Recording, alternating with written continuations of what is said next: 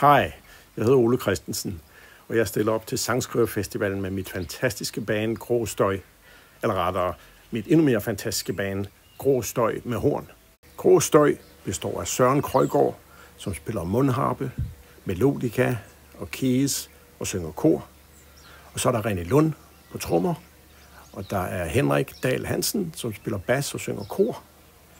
Og horn, jamen, de består af Jørgen Skytte Jensen, som spiller tenor og baritonsax, og Michael Milbo, som spiller trompet og flygelhorn, og jeg selv spiller guitar og synger og har komponeret numrene. På Sangskriverfestivalen vil vi spille nogle udvalgte numre fra min LP Grå.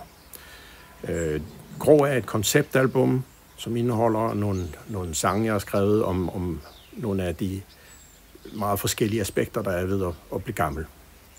Sangskriverfestivalen er for mig en fantastisk mulighed til at præsentere nogle af mine egne sange.